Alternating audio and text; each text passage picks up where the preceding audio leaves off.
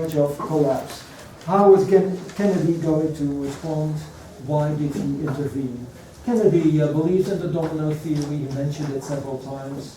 As a senator in 1957, he said that the Americans resembled the mythical Dutch boy Hansje Brinker in keeping their finger in the dike. Remember, that's an invention of the Americans, that mythical boy. He was never present in Dutch mythology. So, but he did believe that the Americans held a finger in the dike in Vietnam. So he believed in the domino theory. The domino theory seemed to require more substance in 1960 because it was at around that date that 27 African nations became independent. Think of nations like the Congo or Nigeria. They became independent, and the big issue was what side in the Cold War were these countries going to take? The side of the communists or the side of the capitalists of the democratic world? And the third world therefore seemed vulnerable to the threat of communism. That impression was increased because of Khrushchev's speeches. Khrushchev supported national liberation struggles. He believed that these national liberation struggles deserve the support of the Soviet Union. In fact, this is how you know Khrushchev. You remember the shoe-pounding incident in the United Nations. Khrushchev, you remember the shoe where he bangs with his shoe on the desk. That is when he claims that national liberation struggles are something quite legitimate. So Khrushchev's speech made the situation far more serious. In fact, Khrushchev had also suited the action to the word because he supported Fidel Castro in Cuba. That made all of this far more dangerous. Then Kennedy's national security advisor was Walt Rostow, and when you study economics, you no doubt will know the name of Walt Rostow because he's the author of a very important book, Stages of Economic Growth, a Non-Communist Manifesto. I remember the subtitle, A Non-Communist Manifesto. Rostow believed that in the coming decades, the third world was going to experience modernization. It was going to experience the transition from agricultural societies to industrial societies. According to Rostow, that's a very unpleasant process because people are uprooted, they migrate from the countryside to the cities, then they come to the cities, work there, they are exploited, there's child labor, for example. This means that societies that are in this transition from agricultural to industrialized society are vulnerable for communism. And that is why Rostow believed we Americans, we have to support third world nations. Send in economic aid, send doctors, send engineers, send social workers, send teachers. Kennedy quite agreed with him because what was very important at the time was the self-confidence of the Americans, the self-confidence of President Kennedy. In 1960, 1961, the US was at the height of its political and economic power. And they just had behind them 2 decades of almost continual economic growth. And Kennedy believed that he was the head of the word actually originated with the Kennedy administration, a can-do administration, and we can do anything. That was accompanied by a significant amount of idealism. Kennedy believed that it was the duty of the United States to help the third world nations to develop. And he launched an unbelievable idealistic campaign in the US. No doubt you know what the Peace Corps is. Organization founded by Kennedy.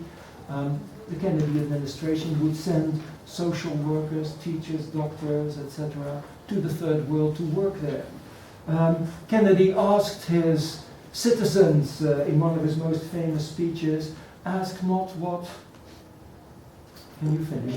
Your country can do for you, but ask what you can do for your country. Exactly. Ask not what your country can do for you, but ask what you can do for your country. That is characteristic of Kennedy's idealism. Another reason was that Vietnam was a test case for American resoluteness. Again, the issue of credibility pops up. It always pops up in the decisions leading to the war in Vietnam. The last reason is Kennedy wanted to prevent the emergence of another Joe McCarthy. He knew what had happened to the Truman administration in 1949 and 1950. The Democrats had lost China to the communists, and the Democrats were punished for that in the elections of 1950. At the same time, there's the emergence of Senator Joe McCarthy, who hurt the Democrats during the elections. So Kennedy at one point literally said, if we don't intervene, we will have, and now I quote him, we will have another Joe McCarthy on our hands. That is what motivated Kennedy into sending thousands of military advisors, but also engineers and doctors to South Vietnam to help Diem. The Americans also sent in arms, and that was one of the biggest mistakes they made. That was one of the reasons why the Americans in the end were defeated. The arms they sent there themselves. Because Diem moved the American light arms, they were mostly guns and ammunition, to all the government outposts in the provinces. There were about 30 provinces in South Vietnam. So he moved the ammunition and the guns to the outposts, and there the Viet Cong very often looted those outposts, or they bought the guns from corrupt South Vietnamese officials. So these outposts were called by American officers at the time Viet Cong supply points. That is where the Viet Cong got its weapons. Literally so, because American guns became standard guns among the Viet Cong. American ammunition was standard ammunition for the Viet Cong. It enabled Ho Chi Minh to triple the number of guerrilla fighters in South Vietnam.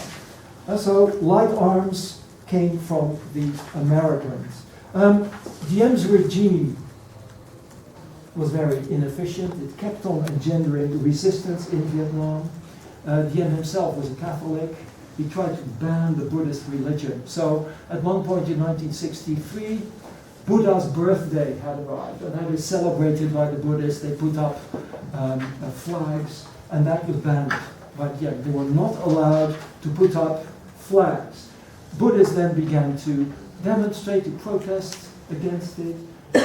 9 people were killed, and the Buddhist monks, they were so angry at it that one of them decided to burn himself, and that was done in 1963.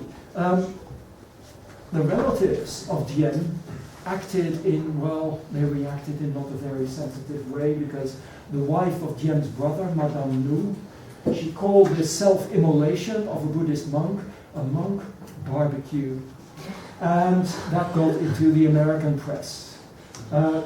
Kennedy was disgusted, the entire administration was disgusted. It was time for Diem to leave, so now a coup d'etat was supported by the Americans in 1963. Diem was ousted in November 1963. A couple of weeks afterward, Kennedy made his own fatal trip to Dallas, Texas. He was assassinated, and now President Johnson took over in 1963. Now Johnson is quite a special figure because of his colorful language. He was very dissatisfied with the many coups d'etats taking place in South Vietnam. There was one coup d'etat after another, and Johnson at one point was so sick and tired of it that he said to his advisors, listen, I'm getting so goddamn tired of this goddamn coup shit. It has to stop. And then after 2 years it was stopped, because then President Thieu came to power through rigged elections. He was never elected democratically. Meanwhile, it was clear that Vietnam would fall unless the United States would intervene on a large scale. Those were the conclusions that Johnson drew from CIA reports in 1963 and 1964. The pretext for American intervention came with the so-called Tonkin Gulf incident. This is one of the big issues in the Vietnam War. It was clear that the American government lied, not at the time, but later on, when this whole affair was made public. At the time, the issue was very simple. An American destroyer, the Maddox, name is on the blackboard, the Maddox, was supporting a couple of South Vietnamese patrol boats that had attacked the North Vietnamese coast. The Maddox was at a distance of 10 miles from the North Vietnamese coast, and because it participated in the attack, it was itself attacked by the North Vietnamese. The Americans then said that the Maddox is in international waters, but the North Vietnamese said no, the Maddox is in our territorial waters. Because they believe that the territorial waters of North Vietnam is 12 miles, and the Maddox was at a distance of 10 miles. The Americans said no, the territorial waters of North Vietnam are only 3 miles. And that explains the different reactions. But Johnson never told the American public that the Maddox actually was involved in an attack on North Vietnam. Then a second incident occurred. The USS destroyer Sea Turner Joy, the name is on the blackboard, also went into the Tonkin Gulf. It was not attacked. Perhaps the sailors on the Turner Joy believed that it was attacked, but it was later on proven that it was absolutely not the case. But still, Johnson told the American public that the second destroyer had been attacked as well. So then, the incident became the occasion for the American Congress to adopt the so-called Tonkin Resolution, August 1964. It gave Lyndon Johnson a blank check to do whatever he needed to do to protect American forces in Vietnam. Lyndon Johnson believed it was a wonderful resolution. He said that the resolution is a little bit like my grandmother's nightgown. My grandmother's nightgown. It covers everything. The statement is in Isaacson Downing as well, by the way. So, in the House of Representatives, there was unanimous support. In the American Senate, only 2 senators voted against. In opinion polls, 85% of the American population supported Johnson. So now American combat troops were sent to Vietnam to protect the Air Force bases which were used to bomb North Vietnam. By the end of '64, there were only 24,000 soldiers in South Vietnam. By the end of 1965, it was over 180,000. And in 1968, there were over 500,000 American soldiers. This was a big war, actually. Why did Johnson intervene? Johnson also was convinced of the domino theory. Johnson was, well, I would say completely paranoid about the communist danger. When he was vice president under Kennedy, Johnson, for example, visited Saigon, and from there he then sent a famous memorandum to Kennedy. What would happen if the United States would not intervene? And he painted an apocalyptic picture, actually. He said not only will South Vietnam fall and Indochina will fall, it will mean the fall of Australia, of New Zealand, of India, of Japan. In the end, the Pacific will become a Red Sea, and he wrote in the memorandum, and we will have to fight the communists on the beaches of Los Angeles. And that is the apocalyptic image he had of the war. And he constantly, if you want to explain that, then again it's the Munich syndrome. Johnson constantly referred to the Munich conference. At one point he said literally in one of his speeches, "We learned from Hitler that if you don't respond to aggression, this will only lead to new aggression." That was his conviction. It was also the conviction of the American Secretary of State Dulles. So 1930s all over again. The next reason was the growing fear of China. China in 1964 had exploded an atomic device. And in September 1965, the commander of the People's Liberation Army, Lin Piao, published a famous pamphlet, which was called "Long Live the Victory of People's War."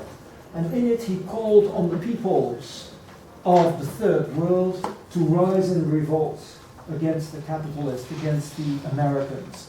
And he hoped that in that way the entire Third World would become communist, and from there the communists then would start revolutions in the industrialized world.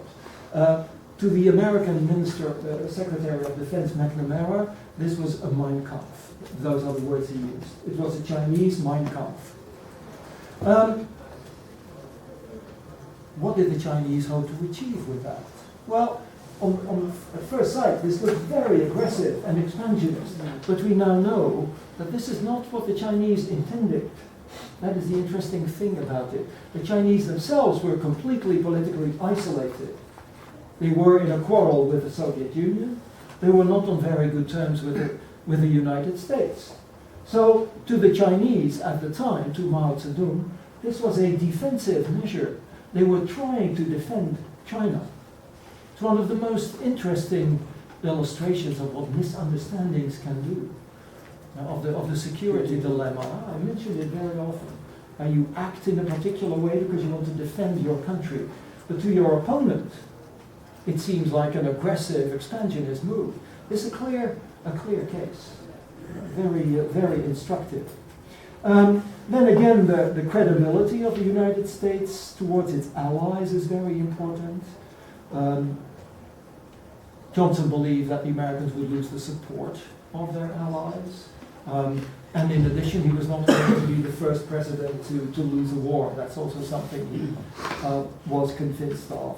So, by the way, he asked his allies, and the interesting thing is that many of his allies did not support him.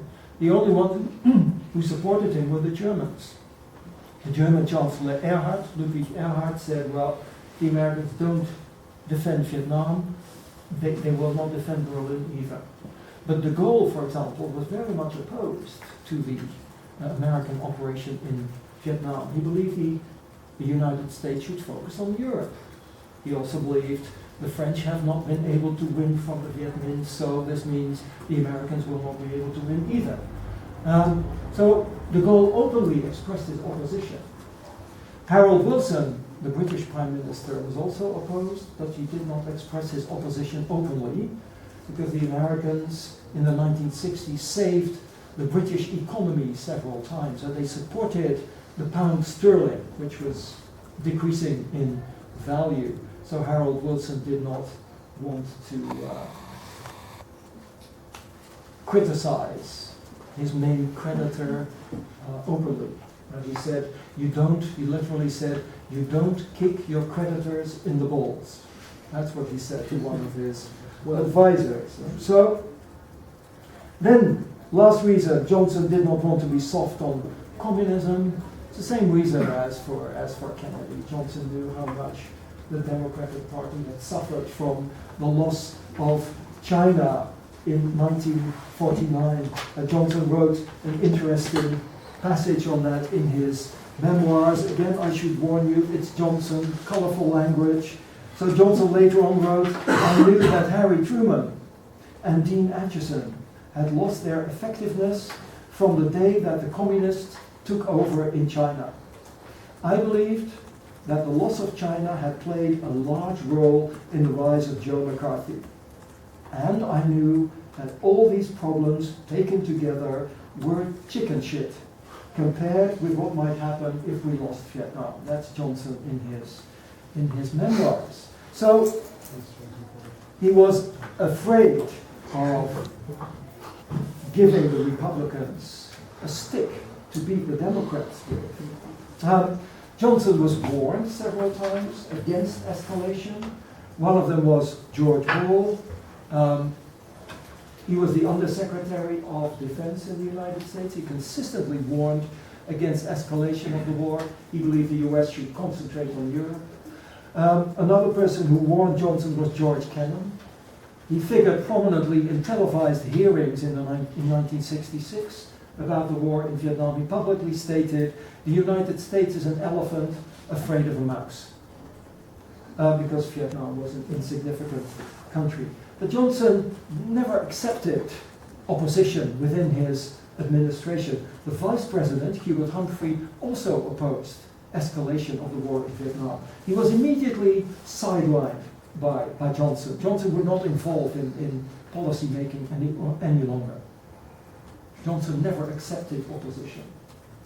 At one point he had one of his colorful statements about another person who was trying to oppose him, and he said, I want his cooperation, and then he added, I want him to kiss my ass and tell me it smells like roses. Now that's a wonderful expression, is it? Yeah? And then he added, I want his pecker in my pocket. So I want his absolute obedience.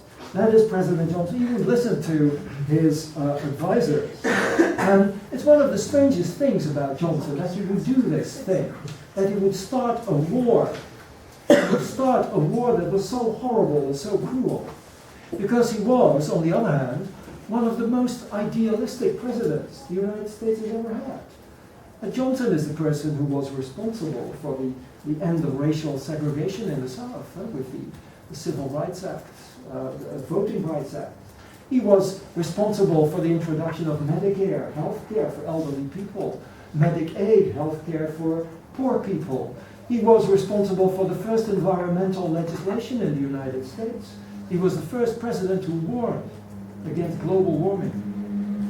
His testimony was used in 2006 in front of the Congress. There were a couple of historians in their testimony trying to convince the senators that the United States government had cared about global warming, that it was an issue. Johnson was very important for educational changes. He wanted everyone to have equality of opportunity, so he wanted poor children to have a good education. And he wanted to be known, that's what he said himself, as the education president.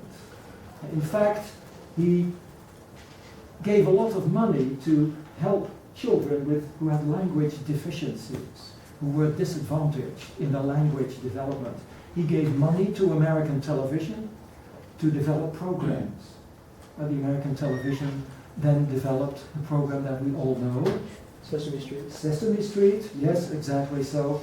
In a way, we owe Bert and Ernie to President Johnson as well. So that is the other side of this idealistic president. And the interesting thing is that in the past 10 years or 15 years or so, there's been a slight change in how Johnson is studied by historians. Because in the 70s and 80s, most of the 90s, attention went to the war in Vietnam.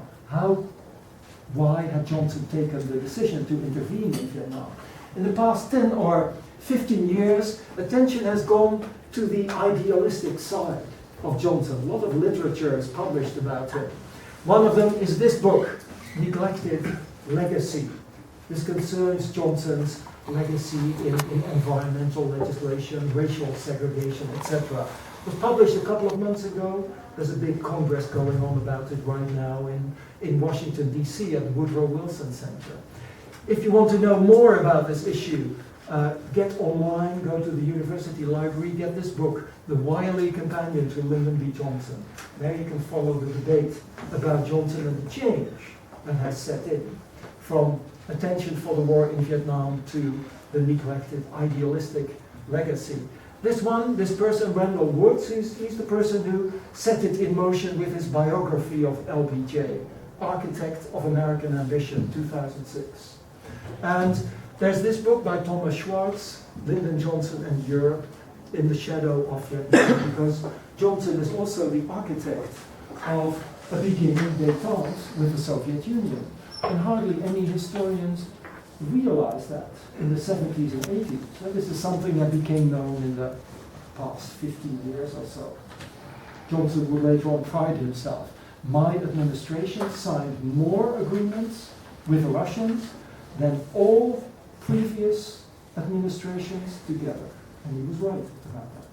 And he signed the Non-Proliferation Treaty, the Nuclear Non-Proliferation Treaty, which kept Germany and Japan from developing nuclear weapons. So there's a reinterpretation going on about Johnson's legacy.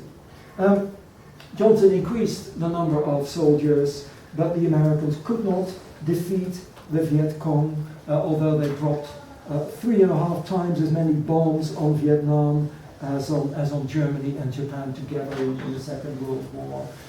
They used defoliants. The most notorious one is Agent Orange, which tried to rob the Viet Cong of its camouflage in the jungles. By the way, this led to a poisoning of the Vietnamese people. The Vietnamese people still have 3 times as much dioxin in their blood as the average American. The whole country was poisoned.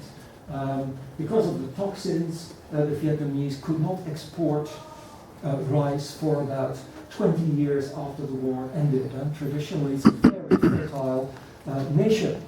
So there was increasing resistance in the United States against the war already in 1967.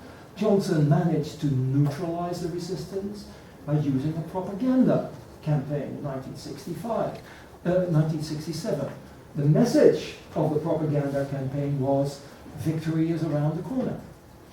And Johnson himself figured in it. He visited the troops in South Vietnam, and there he stated, the enemy has met his master in the field. He said so in November 1967, and then at the end of January 1968, the exact opposite happened, was proven to be true with the Tet Offensive. It began with an attack on the American embassy in Saigon.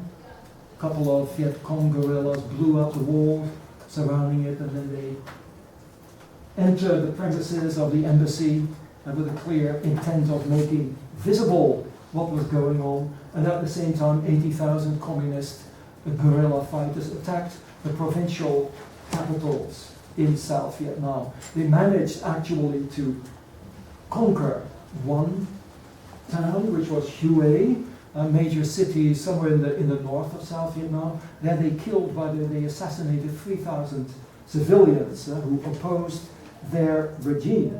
But the attack was a big success in the sense that it was now clear that Johnson had been lying about the war in Vietnam. The Americans were not winning. And one of the most important persons to be persuaded of this was Walter Cronkite. He was the anchor man of CBS. Walter Cronkite is average American. And Johnson at one point said, I have lost Walter Cronkite. This means I've lost America. And Walter Cronkite, at the moment of the Tet Offensive, exclaimed on television, what the hell is going on? I thought we were winning this war. And that was the sentiment that most Americans shared. Now, because the opinion polls in November 1967 had as a result that 50% of the Americans believed that the US was making progress. But